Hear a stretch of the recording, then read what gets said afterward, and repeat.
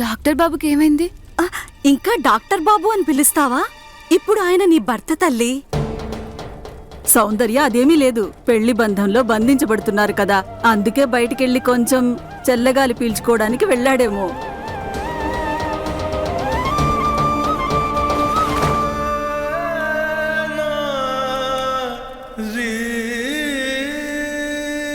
నువ్వు కంగారు పడుకు సౌందర్య, ఆయనకి సంబంధించినవి మన దగ్గరే ఉన్నాయి. సంబంధించిన అంటే ఏంటి? సౌందర్య, అల్లుడి గారికి సంబంధించిన దాని నువ్వే కదా, అంతేగా? పద లక్ష్మి, వెళ్దాం.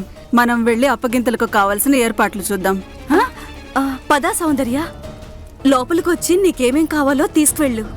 మా అమ్మ నాతో ఉన్న జ్ఞాపకాల కంటే నాకింకేం కావాలి చెప్పమ్మా. నేనైతే ఇక్కడి నుండి నా జ్ఞాపకాల మూటని నాతో పాటు తీసుకెళ్తాను.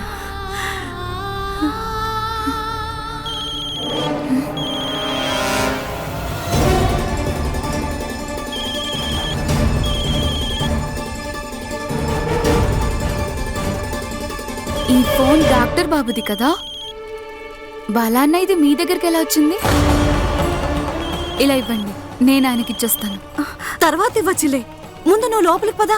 అప్పగింతల ముహూర్తం దాటిపోతుంది. సౌందర్యం లోపలికి తీసుకెళ్ళండి.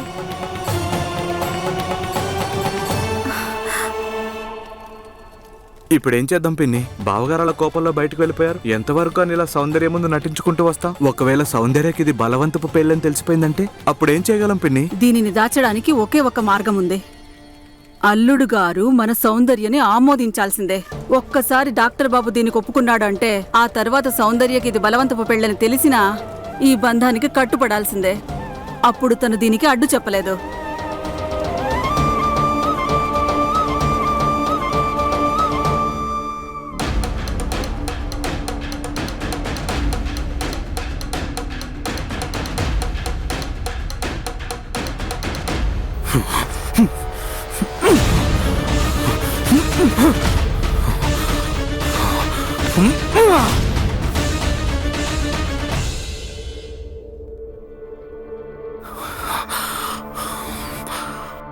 లేదు, ఇది జరగదు.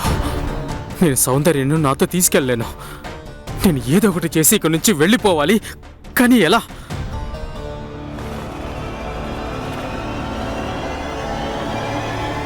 మా సౌందర్యను తీసుకెళ్లకుండా అలా ఎలా ఒక్కరే వెళ్ళిపోతారు డాక్టర్ బాబు?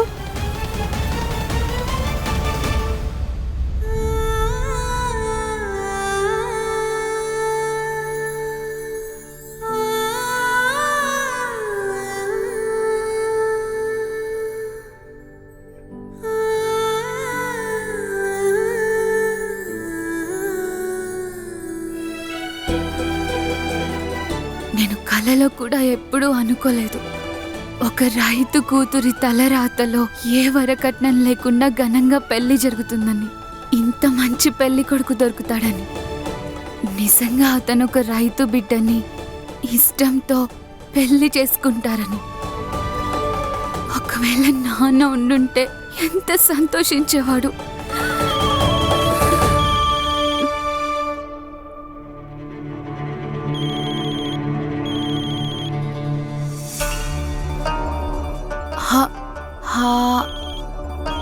హాసి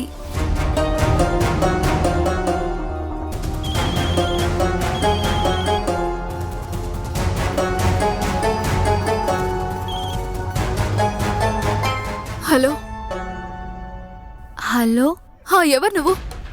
మీరెవరు? నేను వెంటనే అవినాష్తో మాట్లాడాలి, ఫోన్ ఇవ్వు. అవును, ఇది డాక్టర్ బాబు ఫోనే. అయితే ఒకసారి తనతో మాట్లాడించు. ఇది తన ఫోనే కదా, తనకివ్వు. నేనిప్పుడే లోపలికొచ్చాను. ఇంకా డాక్టర్ బాబు అయితే బయటే. అయితే బయటకు వెళ్ళి నా అవినాష్తో నన్ను మాట్లాడించు. కానీ ఇప్పుడు నేను పెళ్లి మండపంలోకి వెళ్ళి ఇంకా అతనితో మాట్లాడించడం మంచిదో కాదో తెలీదు. నేను ఇన్నిసార్లు చెప్తున్నా నీకు అర్థం కావడం లేదా?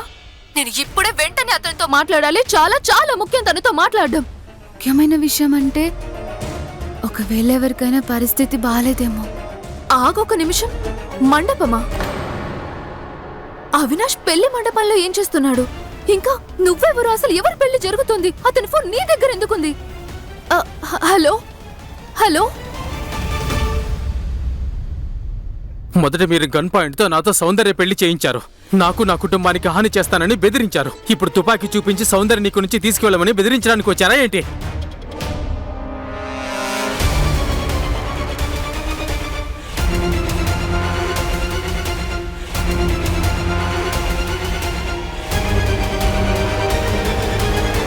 మీకు తుపాకీ చూపించి పెళ్లి చేశామంటున్నారు. ఇదిగోండి, తీసుకోండి. ఈ తుపాకీ తీసుకొని నన్ను ఇక్కడే చంపేయండి. పెళ్ళైన తర్వాత కూడా కూతురు పుట్టింట్లో ఉండడం చూసేదానికంటే నేను ప్రాణాలతో ఉండకుండా చచ్చిపోవడం చాలా మంచిది. మమ్మల్ని క్షమించండి బావగారు, ఇదంతా మేము కావాలని చేయలేదు. తప్పని పరిస్థితిలో చేయాల్సి వచ్చింది. మా సౌందర్యాన్ని స్వీకరించండి. మిమ్మల్ని వేడుకు దయచేసి ఇలాంటి పనులు చేయకండి. నేను సౌందర్యని నా భార్యగా స్వీకరించలేను. ఎందుకని స్వీకరించలేరు?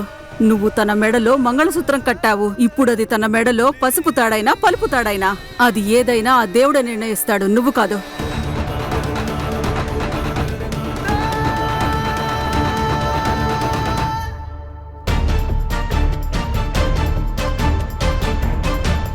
అయ్యో అమ్మా, మేం మాట్లాడుతున్నాం కదా. బావగారు ఒప్పుకోండి, సౌందర్యాన్ని స్వీకరించండి. సౌందర్యాన్ని మీ భార్యగా స్వీకరించండి. మీరు సౌందర్యాన్ని ఇక్కడి నుంచి తీసుకెళ్ళండి. మిమ్మల్ని వేడుకుంటున్నాను. ఈ బలవంతం పెళ్లి అనే శిక్షను తనకి విధించకండి బాబు. ఈ సంబంధం ఖాయం అవడంలో నీ అంగీకారం ఉందో లేదో కానీ ఆ దేవుడి అంగీకారం మాత్రం ఉంది. అందుకే మీ ఇంటికి సౌందర్యని కోడలిగా చేసుకో. లేదంటే ఈ ఊరే నీకు అత్తారిల్లవుతుంది. అప్పుడు జీవితాంతం ఈ కపుర్య గ్రామంలో డాక్టర్ సేవలు చేసుకుంటూ ఉండు.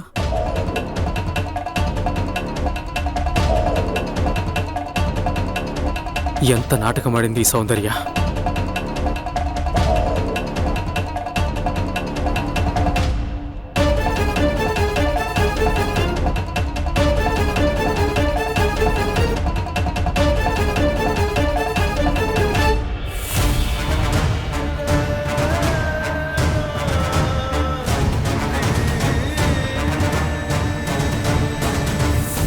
మేం చేసిన తప్పుకు మా సౌందర్యాన్ని బలి చేయొద్దు బాబు. మేం చేసింది ఇప్పుడు మీకు తప్పుగా అనిపించొచ్చు. క్షమించండి బావగారు, తప్పంతా మేమే చేశాం. ఈ శిక్షని సౌందర్యకి వేయకండి. మీకు దండం పెడతాను బావగారు. అమ్మా,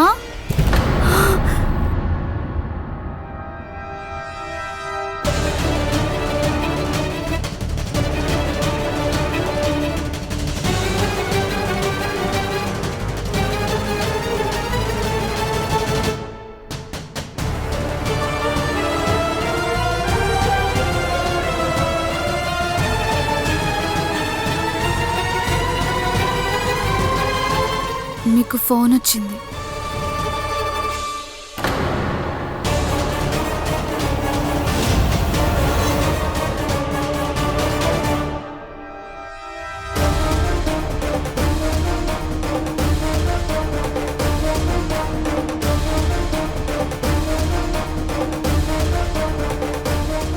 హలో హాసిని, నువ్వు ఇక్కడికి రావాల్సింది పోయి అక్కడ పెళ్లి పిట్టల మీద కూర్చున్నావా?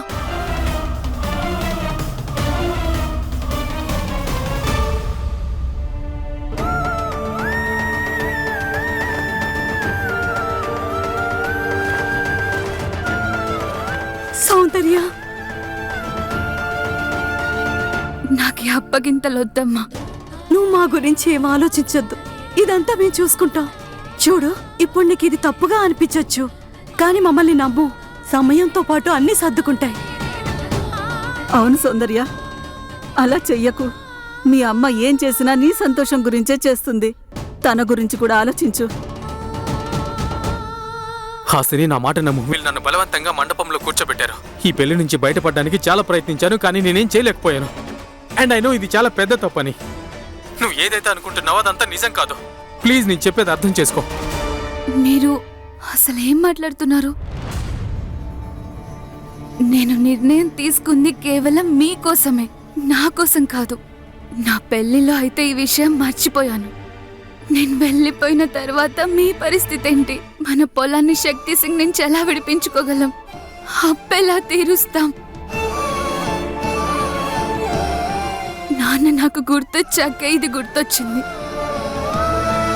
ఆయనకి ఇచ్చిన మాట నిలబెట్టుకోకుండా నేను ఇక్కడి నుంచి వెళ్ళనమ్మా.